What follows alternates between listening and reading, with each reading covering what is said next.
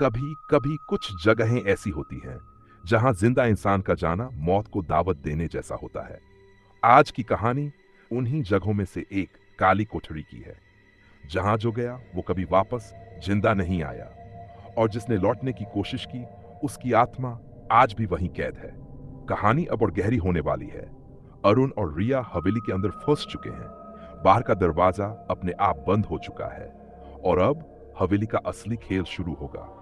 अंधेरे में फुस्से दरवाजा बंद, जंजीर अपने आप कस गई। रिया ने दरवाजा पीटना शुरू किया। बचाओ, कोई है क्या बाहर? हमें बाहर निकालो। लेकिन जवाब सिर्फ गूंज थी, मानो हवेली उनकी चीखें निगल रही हो। अरुण ने उसका हाथ थामा।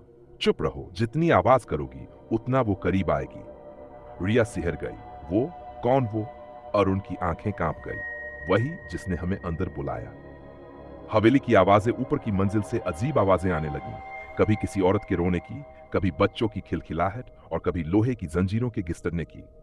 रिया डर से अरुण की बांह पकड़कर बोली, ये सब सच है? ये कोई मजाक नहीं? अरुण ने गहरी सांस ली। ये हवेली जिंदा है, ये हमें बाहर नहीं जाने देगी। तभी अचानक हवेली की दीवार पर दरार पड़ी। उस दरार से काला धुआं निकलने लगा। धुएं में चेहरों जैसी आकृतियां, रोती हुई, कराहती हुई। रिया की आंखें फैल गई। ये इंसान है? अरुण फुसफुसाया। नहीं, ये है उस हवेली की आत्मा। दोनों आगे बढ़े। सीढ़ियों से ऊपर चढ़ते हुए उन्हें एक पुराना कमरा मिला। कमरे के बीचों बीच एक विशाल आईना रखा था। आईना धूल से ढका था। अरुण ने हाथ से धूल हटाई। जैसे ही धूल हटी, आईने में उनका अक्स नहीं दिखा, बल्कि दिखा वही सफेद साड़ी वाली औरत। वो धीरे धीरे आईने के अंदर से निकलने लगी। उसका हाथ शीशे के आर पार होकर बाहर आया। लंबे नाखून खून से सने। रिया चीख पड़ी। अरुण ने उसे पीछे धकेला। औरत पूरा बाहर आ गई। उसका चेहरा जला हुआ, आंखें लाल, आवाज भयानक। तुम क्यों आए हो मेरी हवेली में? क्या मौत की तलाश है तुम्हें? अरुण ने कांपते हुए। तुम कौन हो? औरत जोर से हंस पड़ी। हा हा हा, लोग मुझे चंद्रकला कहते थे। ये हवेली थी, लेकिन 100 साल पहले गांव वालों ने मुझे जिंदा जला दिया, क्योंकि मैं तांत्रिक विद्या करती थी। मरते वक्त मैंने कसम खाई थी, जो भी इस हवेली में कदम रखेगा उसकी मौत निश्चित होगी। रिया रोने लगी। हमसे क्या दुश्मनी है? तुम हमें छोड़ दो। ये हवेली अब मेरी है। यहां कोई जिंदा नहीं लौटता। मौत का पहला खेल। अचानक कमरे का दरवाजा बंद हो गया। हवा ठंडी पड़ गई। आईने में फिर से हरकत हुई। इस बार आईने से एक और चेहरा बाहर आया। एक नौजवान जिसकी गराधी कटी हुई थी। वो कराह रहा था, उसकी आंख खून से लथपथ। रिया ने डर के मारे चीख दी। अरुण, ये कौन है? चंद्रकला हंसी। ये पहला शिकार था मेरा। 20 साल पहले यहां आया था, आज तक यहीं कैद है। वो नौजवान धीरे धीरे रिया की ओर बढ़ने लगा।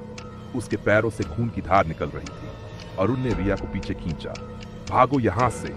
दोनों दरवाजा तोड़कर बाहर निकले। लेकिन हवेली के गलियारे बदल चुके थे। अब सामने वही कमरा नहीं था।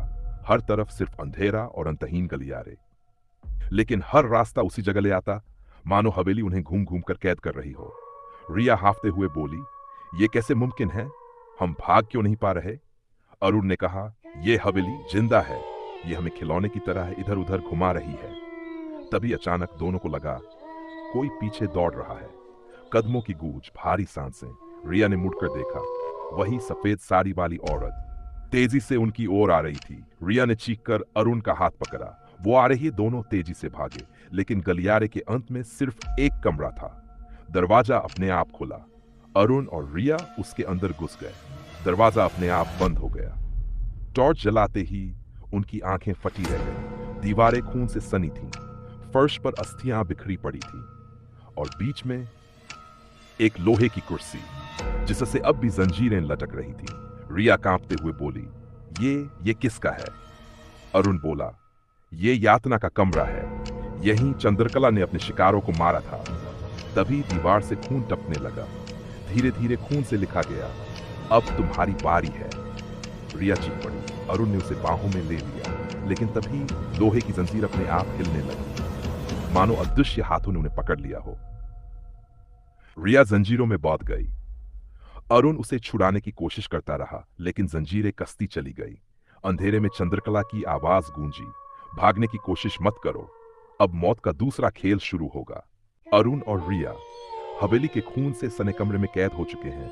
जंजीरों ने रिया को जकड़ लिया है और अब हवेली का असली खेल, उसकी असली क्रूरता सामने आने वाली है। जंजीरों का दर्द, रिया की चीखें हवेली के अंधेरे में गूंज रही थी। उसके हाथ पांव लोहे की जंजीरों से कसकर बंधे हुए थे। जंजीरों पर कीलें लगी थी। जैसे जैसे वो छूटने की कोशिश करती, कीलें उसकी त्वचा में धंसती चली जाती। खून की बूंदें फर्श पर टपक रही थी। अरुण टूटते हुए चिल्लाया, रिया, हिम्मत रखो, मैं छुड़ाऊंगा तुम्हें। लेकिन तभी कमरे के कोने से वही आवाज आई, भयानक, ठंडी। कितनी मासूम है ये, लेकिन इस हवेली में मासूमियत का कोई मतलब नहीं। धुंध से फिर वही चेहरा चंद्रा। हवेली की औरत चंद्रकला की आंखें लाल अंगारों की तरह चमक रही थीं। उसके कपड़े खून से लथपथ थे। वो धीरे धीरे रिया के पास आई। उसने रिया के गाल पर लंबी हड्डियों जैसी उंगली फिराई। कितनी सुंदर है, लेकिन यहां सुंदरता की जगह सिर्फ लाशों में है। रिया सिसकते हुए बोली, हमें क्यों मार रही हो? हमने तुम्हारा क्या बिगाड़ा? चंद्रकला ठंडी हंसी हंसी, तुम तो सिर्फ मोहरे हो। तुम्हें यहां खींचकर लाना इस हवेली का काम था। अरुण ने गुस्से से कहा, तू चाहती क्या है हमसे? चंद्रकला की नजर अरुण पर टिक गई। तुझसे अपनी मौत तक ले जाना है और उसे अपना बनाना है। रिया पर कब्जा चंद्रकला ने अचानक दोनों हाथ फैलाए। कमरे की मोमबत्तियां अपने आप जल उठीं और एक तेज हवा का झोंका आया। रिया की चीख अचानक थम गई। उसकी आंखें सफेद हो गई। उसका चेहरा डरावना विकृत होने लगा। अरुण कांपते हुए बोला, रिया, क्या हो रहा है तुम्हें? रिया की आवाज अब उसकी नहीं थी। भारी भयानक स्वर में बोली, अब ये मेरी है। इसका जिस्म मेरी आत्मा का घर बनेगा। अरुण ने डर के मारे पीछे हटकर कहा, नहीं, उसे छोड़ दो। लेकिन रिया की हंसी गूंजने लगी। वो जंजीरों से खुद को छुड़ाकर खड़ी हो गई। अब वो रिया नहीं थी, वो थी चंद्रकला का नया रूप। बेली का तहखाना। रिया चंद्रकला ने अरुण की ओर उंगली उठाई। तेरी किस्मत अब तहखाने में तय होगी। अचानक जमीन हिली। कमरे का फर्श टूट गया। अरुण गहराई में गिरने लगा। अंधेरे में गिरते हुए उसे लगा उसके चारों ओर सैकड़ों हाथ निकलकर उसे पकड़ना चाह रहे हैं। कुछ हाथ हड्डियों जैसे थे, कुछ सिर्फ खून से बने। वो धड़ाम से नीचे गिरा और सामने था तहखाना। तहखाना पूरी तरह खोपड़ियों और अस्थियों से भरा हुआ।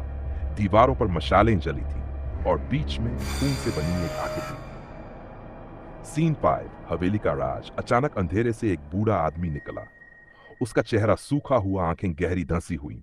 वो बोला, भागो यहां से, वरना हवेली तुम्हें निगल जाएगी। अरुण हक्का बक्का रह गया। तुम कौन हो? बूढ़ा बोला, मैं इस हवेली का चौकीदार था 100 साल पहले। जब गांव वालों ने चंद्रकला को जिंदा जलाया था, तब उसकी आत्मा ने मुझे यहां बांध दिया।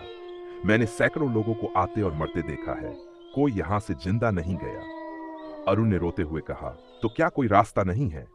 बूढ़े ने धीमी आवाज में कहा, एक रास्ता है, लेकिन वो आसान नहीं। तुझे उसकी असली हड्डियां ढूंढकर जलानी होंगी, वरना रिया हमेशा के लिए खो जाएगी। मौत का खेल। अचानक तहखाने की दीवारें कांपने लगीं। रिया अब चंद्रकला के रूप में वहां आ पहुंची। उसकी हंसी ने तहखाने की हवा जमा दी। तो तू सच्चाई जान गया, लेकिन सच जाने से कोई बच नहीं जाता। उसने हाथ उठाया। अरुण हवा में उछल गया और दीवार से जा टकराया। खून उसके होंठों से बहने लगा। रिया की आंखें लाल थीं। अरुण, अब तू भी मेरा हिस्सा बनेगा। सीन 7, हड्डियों का ढेर। अरुण घिसटते हुए खड़ा हुआ। उसने आसपास देखा। तहखाने में हड्डियों का बड़ा ढेर था। उसके बीच एक बक्सा रखा था। बूढ़े ने इशारा किया, वही है, वही चंद्रकला की हड्डियां हैं। अगर तूने उसे जला दिया तो हवेली का श्राप टूट जाएगा। अरुण बक्से की ओर भागा। रिया चंद्रकला चीखी, हिम्मत मत करना। वो बिजली की तरह अरुण पर छपटी, लेकिन अरुण ने बक्सा खोल दिया। अंदर से सड़ी गली हड्डियां निकली। अरुण ने मशाल उठाई। हड्डियों पर आग लगाने ही वाला था, तभी रिया का असली चेहरा उभरा। वो रोते हुए बोली, नहीं अरुण, अगर तूने ये किया तो मैं भी मर जाऊंगी। मुझे मत मारो। अरुण का हाथ कांपने लगा।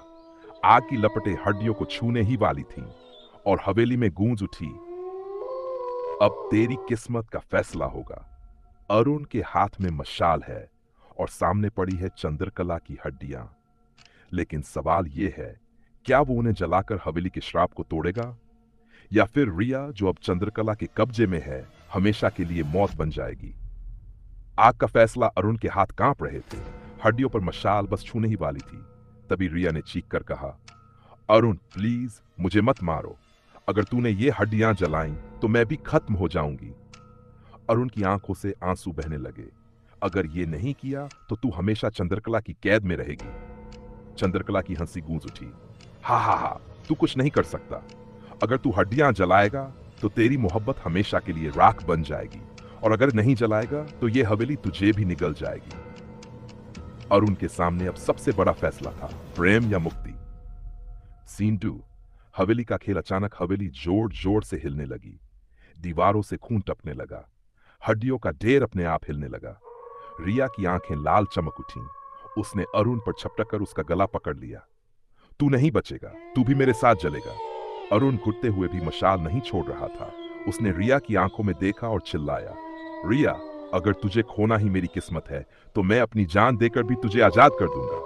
उसने मशाल हड्डियों पर फेंक दी। आग और चीखे जैसे ही हड्डियां जलीं, पूरे तहखाने में आग फैल गई। रिया ने भयानक चीख मारी। उसका शरीर जलने लगा, लेकिन उसकी आंखों से आंसू बह रहे थे। अरुण, तो तुम मुझे बचा लिया। उसके शरीर से धुआं उठा। धीरे धीरे उसका चेहरा बदलने लगा। चंद्रकला की भयानक शक्ल पिघलकर काली राख बन गई। रिया की आत्मा उसके शरीर से बाहर निकली। वो रोते हुए अरुण के सामने खड़ी हो गई। मुझे माफ करना, मैं अब कभी वापस नहीं आ सकूंगी। अरुण ने हाथ बढ़ाया, लेकिन रिया धुंध में बदलकर गायब हो गई। हवेली का टहना हवेली जमीन से हिलने लगी। दीवारें गिर रही थीं।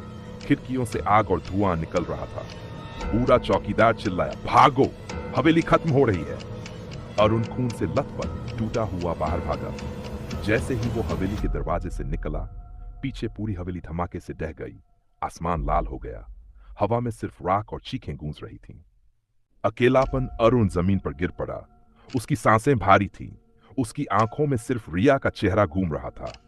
उसने आसमान की ओर देखा और फुसफुसाया, रिया, मैंने वादा निभा दिया, लेकिन अब मैं अकेला हूं। धीरे उसकी आंखें बंद हो गई। अंत या शुरुआत। गांव के लोग अगली सुबह हवेली की जगह पहुंचे।